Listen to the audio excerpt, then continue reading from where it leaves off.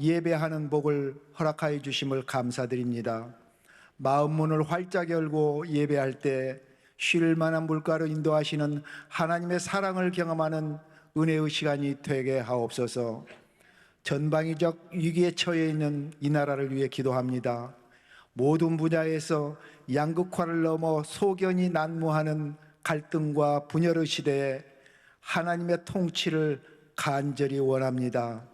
정치의 양극화가 사회적 양극화를 양산하는 극한 대립적 상황에서 우리 국민들에게 분별의 은혜를 주옵소서.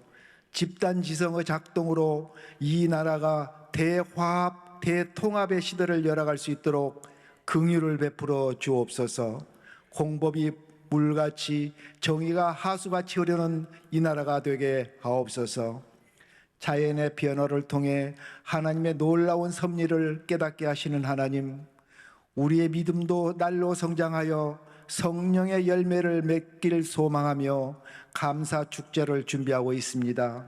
감사 특밤을 통해 치유되고 회복되는 소생의 역사가 나타나기를 갈망합니다. 하늘 문을 여시고 은혜의 단비를 내려 주옵소서. 우리 모두가 간증의 주인공이 되게 하옵소서. 기도로 작정한 VIP들이 인생의 방황을 멈추고 좋은 교회를 만나는 천국 잔치가 되게 하옵소서. 에베네셀 하나님, 34년간 주님의 심장 속에 있는 바로 그 교회를 꿈꾸며 한소망교회를 이끌어 오신 이 목사님을 위해 기도합니다. CBS 재단 이사장, 교단 총회장, 한교총 대표 회장직을 감당하면서 꺾이지 않는 사명으로 교회의 건강성 회복에 헌신함으로써 한국교회의 지도자로 우뚝 서게 해 주셔서 감사합니다. 이제 더 큰 꿈을 품고 새로운 길을 개척해 나가고자 하오니 앞으로의 사역 여정을 통해 더 큰 영광을 받으시옵소서. 축소시대로 대변되는 문명사적 대전환기에 교회를 넘어 성숙사회를 지향하며 시대적 아젠다를 제시할 때에 선구자적 역할을 잘 감당할 수 있도록 그 길을 인도하여 주옵소서. 성령의 임재가 있는 예배, 치유와 회복을 경험하는 셀그룹을 통해 우리 교회가 두 날개로 비상하는 교회, 한국의 소망이 되는 교회가 되게 하신 하나님 감사합니다. 설립자 목사님의 은퇴를 앞두고 동사 목사님으로 리더십 승계가 하나님의 은혜로 순조롭게 진행되고 있습니다. 아름다운 승계, 행복한 은퇴가 될 수 있도록 성령의 기름을 부어 주옵소서. 우리 교회의 DNA가, 비전의 사다리가 온전히 계승되어 성도들의 신앙이 주님의 분량에까지 성장하며 감사와 찬양이 끊이지 않는 교회가 되게 하옵소서. 이 시간 말씀을 사모합니다. 동사 목사님을 통해 생명의 말씀이 선포될 때에 우리의 귀가 열려 하나님의 음성을 듣게 하시고 말씀이 거울이 되어 스스로를 돌아보는 시간 되게 하옵소서. 믿음의 부요함을 더하여 주옵소서. 오늘도 각양 은사대로 주님을 섬기듯 교회를 섬기는 아름다운 손길들이 있습니다. 겸손한 섬김의 손길 위에 영혼이 잘됨 같이 범사에 형통하는 하늘의 신령한 복을 허락하여 주옵소서. 우리의 구원자 되시는 예수님 이름으로 기도드립니다. 아멘.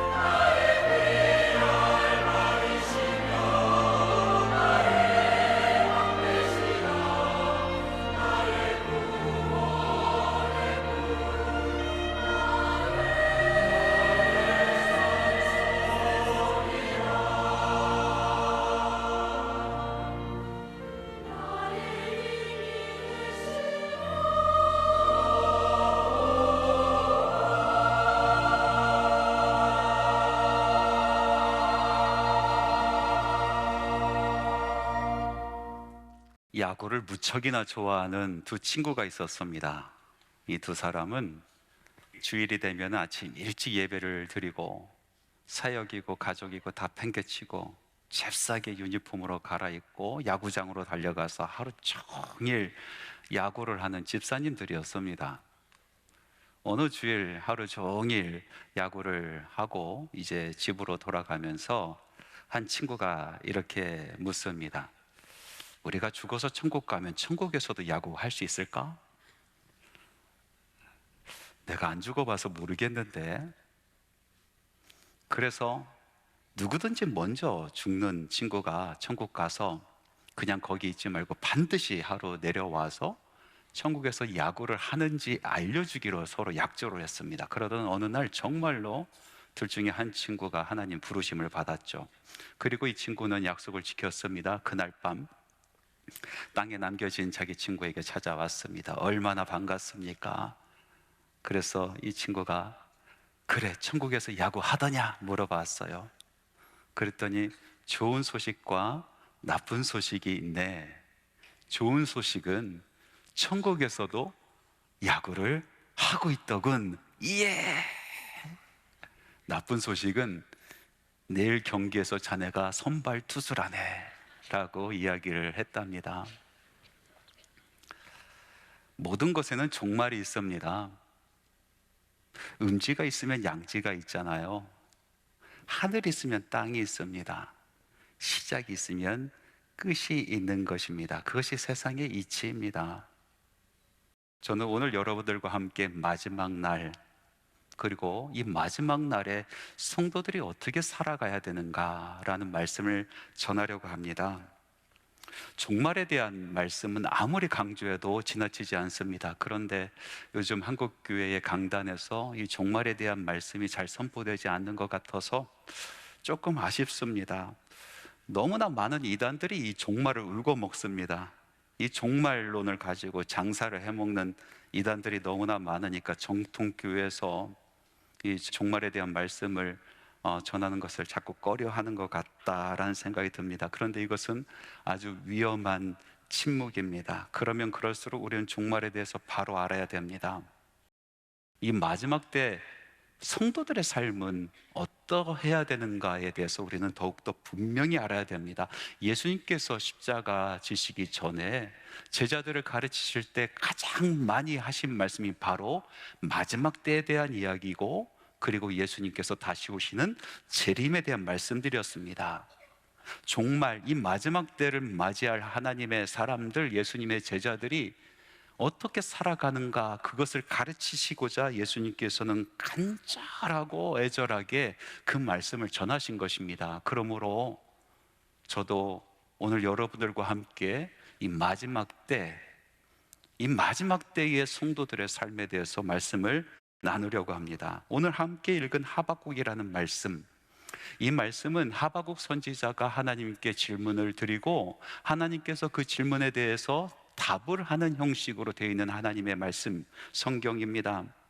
오늘 말씀은 특별히 하박국이 두 번째 하나님께 드리는 질문, 그리고 그것에 대한 하나님의 응답에 대한 말씀이 담겨져 있습니다. 하박국 선지자가 두 번째 하나님께 드렸던 질문은 무엇입니까? 그것은 바로 하나님, 왜 이 세상에는 악이 그렇게 판을 치고 있는데 하나님께서는 왜 잠잠하십니까?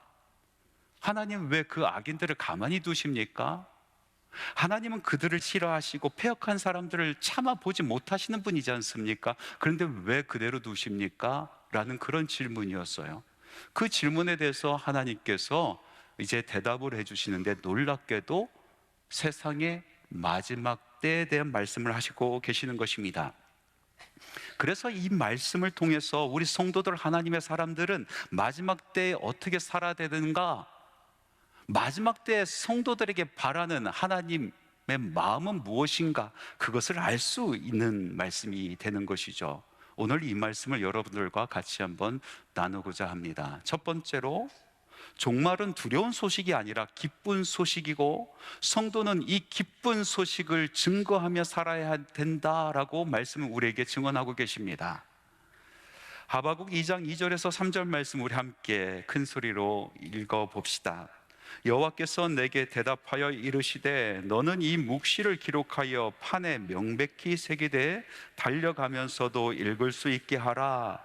이 묵시는 정한 때가 있나니 그 종말이 속히 이르겠고 결코 거짓되지 아니하리라. 비록 더딜지라도 기다리라. 지체되지 않고 반드시 응하리라. 마지막 때의 묵시의 말씀을 기록하여 판에 명백히 새기라 라고 말씀하고 계시는데, 이 새겨야 될 묵시의 말씀은 종말에 대한 말씀이다. 마지막 때에 대한 말씀이다. 그 말씀은 반드시 이루어질 것이고 더디더라도 반드시 응하리라 하신 그 묵시의 말씀, 그 말씀을 판에 새기라 라고 하시고 계십니다. 너무나 중요한 말씀이기 때문에 그렇습니다. 위중한 말씀이기 때문에 판에 명백히 새기라고 하시는 것입니다. 특별히 이 말씀은 우리의 마음의 판, 심비에 새겨야 될 줄 믿습니다. 그리고 이 말씀을 잊지 말아야 되는 것입니다. 여러분, 중요한 것은 마음에 새기는 겁니다. 인생을 좌우하는 말씀, 우리 인생을 바꿔놓을 중요한 말씀은 새겨놓는 것입니다. 마음에 새겨놓는 것입니다. 묵시의 말씀을 새겨놓으라 하셨습니다. 우리의 가슴에 새겨놓으라 하셨습니다. 이것은 너무나 중요한 말씀. 종말은 속히 오고 결코 거짓되지 아니하며 반드시 응하리라 하신 이 묵시의 말씀, 종말의 말씀, 우리 인생을 좌우하는, 아니 이 생뿐만 아니라 내 생을 좌우하는 이 말씀은 중요하기 때문에 새겨놓으라 라고 말씀하신 것이죠. 그러면 이 묵시의 말씀, 종말의 말씀은 무서운 말씀일까요? 두려운 말씀일까요? 그렇지 않습니다. 하나님의 자녀 우리 성도들에게 있어서는 이것은 기쁨의 말씀입니다. 오늘 함께 읽은 말씀 2절 말씀에 보니까 후반부에 이렇게 첨언되어 있습니다. 묵시를 명백히 새기되 달려가면서도 읽을 수 있게 하라 라고 써 있습니다. 이 말씀을 그대로 문자적으로 해석을 하면은 묵시의 말씀을 새겨놓되 명확하게 새겨놓고 달려가는 사람들도 그것을 쳐다보고 읽을 수 있도록 그렇게 크지막하게 써 붙이라라고 우리는 해석할 수가 있어요. 그런데 이 성경에 써 있는 히브리어 원문을 다시 한번 보고 직역을 해보니까 그 말씀보다 훨씬 더 깊은 의미가 그 안에 숨겨져 있더라고요. 직역을 하면 이렇습니다. 그것을 선포하는 자가 달릴 수 있게 써붙이라라는 뜻입니다. 그래서 이 종말의 묵시의 말씀을 써붙이라는 것은 크고 또박또박하게 새겨 넣으라는 말씀이라기보다도 명확하게 새겨서 전령이 그것을 메고 달릴 수 있게 하라라는 말씀입니다. 전령이 언제 달립니까? 기쁜 소식, 놀라운 소식을 가지고 달리는 것입니다. 복음이라는 말의 원어는 에반겔리온, 승전보란 뜻 아니겠습니까? 승리의 소식입니다. 전쟁에 사랑하는 아들을 보내고 사랑하는 남편을 보내고 사랑하는 아버지를 보내고 온 가족이 오매불망 그 전쟁터의 소식만 기다리고 있습니다. 바로 그때 멀리서 전령이 달려오고 있는 것입니다. 터벅터벅 걸어오지 않습니다. 달려옵니다. 왜 달립니까? 기쁨의 소식이기 때문에 달려가는 것입니다. 복음의 소식이기 때문에 달려가는 것입니다. 살았다라는 생명의 소식이기 때문에 달려가는 것입니다. 복음의 소식을 가슴에 새긴 사람들은 달리는 것입니다. 그 소식, 예수님께서 다시 오시고 마지막 때가 이른다라는 그 기쁨의 소식을 마음의 신비에 새긴 사람들은 달리는 것입니다. 그래서 오늘 하나님의 말씀은 성도들에게 이렇게 말씀하십니다. 기쁨의 날이다.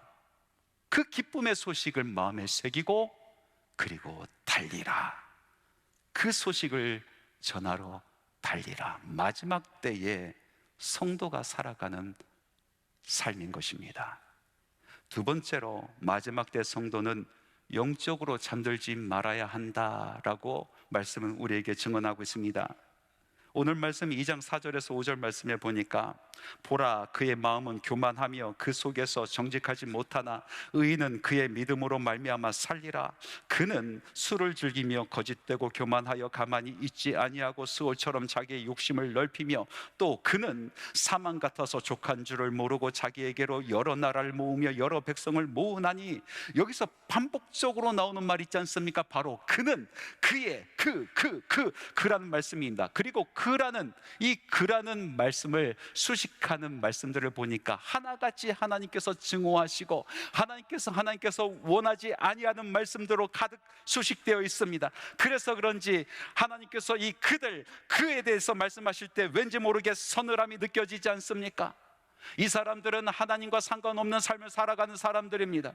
하나님의 나라를 꿈꾸지 아니하는 사람들입니다. 술을 즐기는 사람들입니다. 채워지지 아니하는 욕망을 채우려고 세상에서 이리 뛰고 저리 뛰고 바쁘게 돌아다니는 사람들을 말하는 것입니다. 이 사람들은 하나님 없이도 살아갈 수 있다라고 마음이 교만해진 사람들입니다. 하나님의 나라에 관심 없는 사람들, 세상에 취해서 그 영혼이 잠들어 있는 사람들을 말하는 것입니다. 그러면 세상에 취해서 영혼이 잠든 사람들은 누구입니까? 세상에 취해서 영혼이 잠들어 있는 사람은 첫 번째로 세상의 재미에 푹 빠져 있는 사람들을 이야기합니다. 한마디로 성공하는 사람들. 뭘 해도 잘 됩니다. 손만 대면 잘 됩니다. 찾아가면 일이 풀립니다. 얼마나 재밌습니까? 세상 살만 나지 않습니까? 그래서 바빠집니다. 이리 뛰고 저리 뛰고 바쁘게 살아갑니다. 세상에 취해버립니다. 그리고 그 영혼은 잠들어 버립니다. 두 번째로 세상에 취해서 영혼이 잠든 사람들은 누구입니까? 그 반대 인생을 살아가는 사람들, 한마디로 세상에서 실패하는 사람들입니다. 세상에서 실패하는 사람들은 염려로 가득 차 있습니다. 실패한 것 마음에 두고 살아갑니다. 하나님의 말씀을 묵상하는 것이 아니라 실패한 것 묵상하며 살아가고 그것을 끌어안고 끙끙거리면서 살아갑니다. 원망이라는 또 염려라는 늪에 빠져서 헤어나오지 못하고 있습니다. 바로 이 사람들도 세상에 취해 있고 잠들어 있는 사람들입니다. 또 어떤 사람들이 세상에 취해 있고 잠들어 있는 사람들입니까? 마지막 때 잠든 사람들은 일상에서 벗어나지 못하는 사람들을 이야기하는 것입니다. 마태복음 24장 38절에서 39절 말씀에 보니까 이런 말씀이 있습니다. 홍수 전에 노아가 방주에 들어가던 날까지 사람들이 먹고 마시고 장가들고 시집가고 있으면서 홍수가 나서 그들을 다 멸하기까지 깨닫지 못하였으니 인자의 임함도 이와 같으니라. 예수님께서 마지막 날에 대해서 말씀을 하시면서 그 날은 노아의 홍수의 심판 때와 같다라고 말씀하십니다. 노아의 심판 때의 날, 그 사람들은 어떠했는가? 매일같이 먹고 마시고 장가들고 시집가였다. 먹는 것이 잘못됐다, 마시는 것이 잘못됐다, 시집가고 장가가며 살아가는 것이 잘못됐다라는 말씀이 아니라 목적 없이 사람들이 살아가는 방식대로 그냥 흘러가는 대로 살아가는 사람들을 이야기하는 것입니다. 아무 생각이 없습니다. 사람들이 살아가는 대로 흘러갑니다. 그냥 살아갑니다. 대충대충 묻혀가 살아가는 사람들, 바로 이 사람들이 마지막 때 세상에 취한 자들이요, 마지막 때 그 영혼이 잠든 자들인 것입니다. 그러면 세상에 취하지 않고 깨어있기 위해서는 어떻게 해야 됩니까? 무엇이 우리를 깨웁니까? 하나님의 말씀이 우리의 영혼을 깨우시는 것입니다. 기도가 우리를 깨우는 것입니다. 찬양이 우리를 깨우는 것입니다. 다른 사람들을 섬기고 그의 발을 씻기는 섬김과 봉사가 우리의 삶을 깨우는 것입니다. 나는 이만하면 됐다, 내 영혼은 평안하다, 내 믿음은 안전하다, 마음 먹는 순간 우리는 교만에 빠져버리는 것입니다. 게으름 피우고 교만해지는 순간 세상에 취하고 영혼은 잠드는 것입니다. 세 번째로, 마지막 때에 성도들이 사는 방식, 성도들이 살 수 있는 길은 성실한 믿음, 그거 하나뿐입니다. 4절 말씀 다시 한번 큰 소리로 읽어보겠습니다. 보라, 그의 마음은 교만하며 그 속에서 정직하지 못하니 의인은 그의 믿음으로 말미암아 살리라. 여러분, 이 말씀은 참 신비롭지 않습니까? 앞뒤로 모두 멸망에 대한 이야기입니다. 심판에 대한 이야기입니다. 이렇게 하면은 너희들이 심판을 면하지 못하리라 하면서 저주의 말로 가득 차 있는데, 그 말씀 한가운데 숨겨져 있는 복음의 말씀이 있습니다. 의인은 믿음으로 말미암아 살리라. 의인은 믿음으로 말미암아 살리라. 심판자 되신 우리 주 예수 그리스도께서 마지막 때에 우리를 향하여 보시고자 원하는 것은 한 가지 믿음뿐인 것입니다. 예수 그리스도를 구주로 영접하고 그리고 믿고 따르는 그 믿음, 바로 그 믿음이 우리를 살리는 것입니다. 그러나 우리가 여기서 주의해서 보아야 될 것이 있습니다. 여기서 의인은 믿음으로 말미암아 살리라 라고 이야기했는데, 그 믿음이 무엇이냐? 히브리어로 보니까 에무나라는 단어를 쓰고 있습니다. 이것은 번역하면 영어로 faithfulness, 다시 말해서 신실함을 이야기합니다. 그러니까 이 믿음이라는 것은 하나님을 바라보고 신뢰하고 마음속으로 믿는 그런 믿음을 이야기하는 것이 아니라, 그 믿음이 살아있어서 그 신실함이 그의 삶 가운데 드러나는 믿음을 이야기하는 것입니다. 말로만 내가 믿습니다 하는 믿음이 아니라는 것입니다. 삶 가운데 신실함으로, 변함없음으로, 항상 그곳에 있음으로 있는 바로 그 믿음을 이야기하는 것입니다. 우리 삶 가운데, 우리 믿음 생활 가운데서 믿음이라고 생각이 들지만 믿음이 아닌 것들이 꽤나 있지 않습니까? 첫 번째로 믿음이라고 생각하는데 믿음이 아닌 것, 그것은 바로 지적인 동의입니다. 우리의 지성을 가지고 이성을 가지고 판단을 해봅니다. 이 세상이 어떻게 생겨났을까? 모든 것이 원인과 결과가 있는데 이 세상이 있다는 그 결과에 원인이 있지 않을까 생각하며 추적해 가고, 누군가 이 세상을 만들었구나라는 것을 깨달아갑니다. 이 세상이 돌아가는 이치를 보면서 이 내생과 이생을 운영하시는 그분이 있을 것이다라는 것을 깨달아갑니다. 그러면서 고백하죠. 하나님이 계시다. 하나님께서 천지를 만드셨고 하나님께서 이 땅을 다스리신다. 이승과 내생을 다스리신다라고 고백을 합니다. 그리고 이렇게 지적으로 동의한 것을 마치 자기의 믿음이다라고 생각하시는 분들이 계십니다.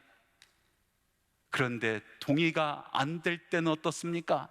하나님의 말씀은 우리의 이성으로 헤아려지지 않는 말씀으로 가득합니다. 우리의 지성으로 깨달아지지 아니하는 말씀으로 가득한데, 동의되지 아니할 때는 그 믿음이 사그라드는 것입니다. 그거보다도 더 완벽한 이론이 우리를 엄습할 때 그 믿음은 줄어드는 것입니다. 이랬다 저랬다 하는 믿음이 어떻게 믿음이 될 수 있겠습니까? 지적인 동의, 믿음이 아니라 그냥 지적으로 동의하는 것입니다. 또 믿음 같지만 믿음이 아닌 것은 무엇입니까? 그것은 감정적인 공감입니다.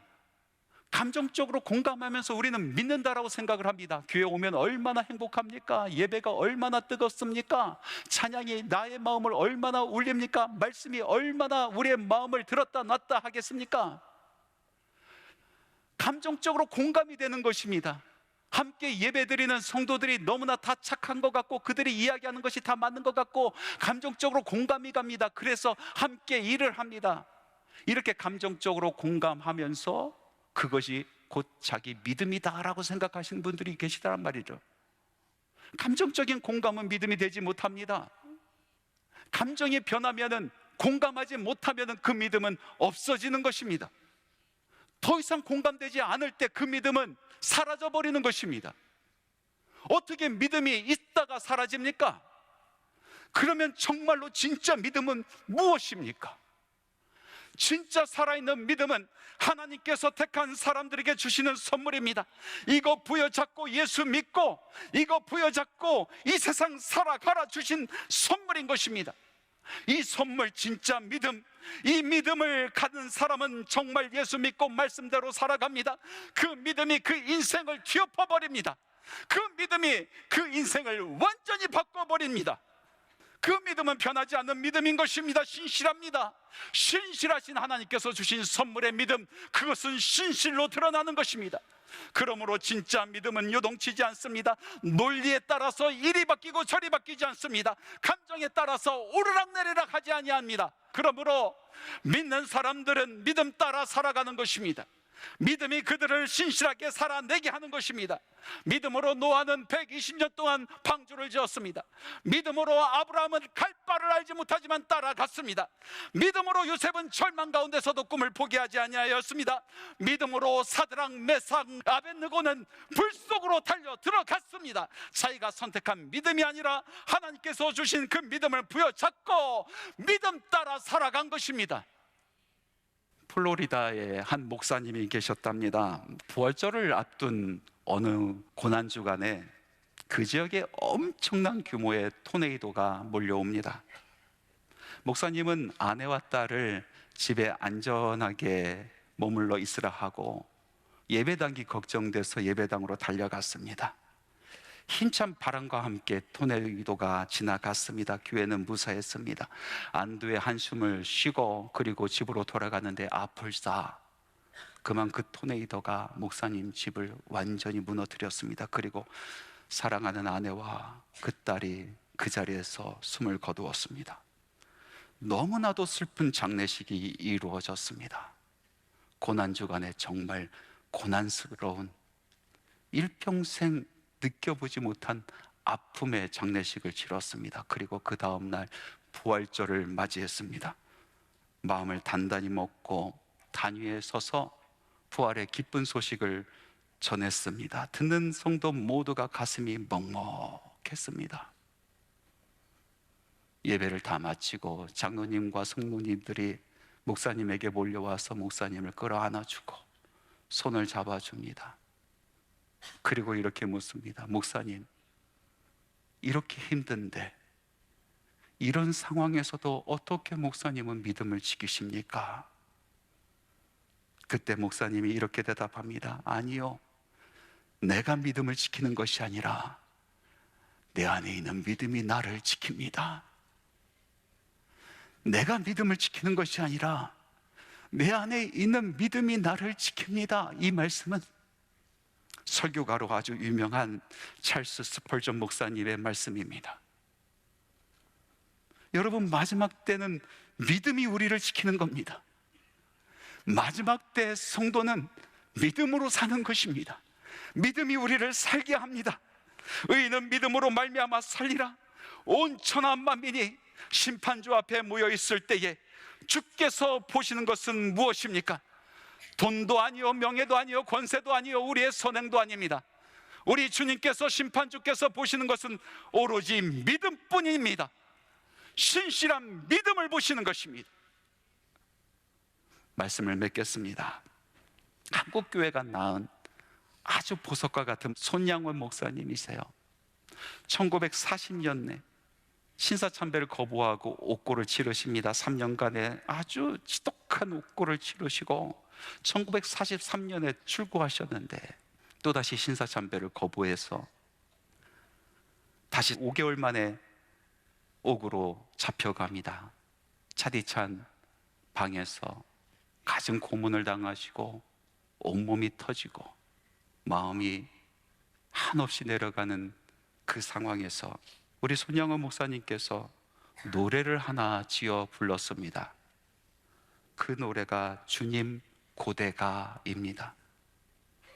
이 가사를 보면 주님 오시기를 소망하는 우리 성도들의 마음이 애절하게 녹아져 있는 것을 볼 수가 있습니다.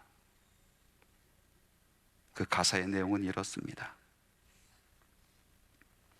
낮에나 밤에나 눈물 머금고 내 주님 오시기만 고대합니다. 가실 때 다시 오마 하신 예수님, 오주여 언제나 오시렵니까?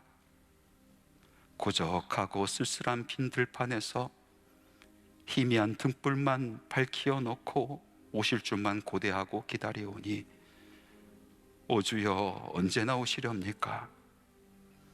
먼 하늘 이상한 구름만 떠도 행여나 내 주님 오시는가에 머리 들고 멀리 멀리 바라보는 맘, 오주여 언제나 오시렵니까? 내 주님 자비한 손을 붙잡고 면류관 벗어들고 찬송 부르면 주님 계신 그곳에 가고 싶어요. 오주여 언제나 오시렵니까? 신부되는 교회가 흰옷을 입고 기름 준비 다 해놓고 기다리오니 도적같이 오심하고 하신 예수님, 오주여 언제나 오시렵니까? 천년을 하루같이 기다린 주님, 내 영혼 당하는 것 볼 수 없어서 이 시간도 기다리고 계신 내 주님, 오주여 이 시간에 오시옵소서. 마지막 때가 옵니다. 반드시 옵니다. 교만을 내려놓고 복음의 횃불 들고 깨어 있으십시다. 신실한 믿음으로 우리 예수님 찾으실 때, 주님 저 여기 있어요, 응답하며 나아갑시다. 사랑하는 성도 여러분, 천사가 납을 불고 우리 주님 다시 오실 때에 우리 그곳에서 만납시다.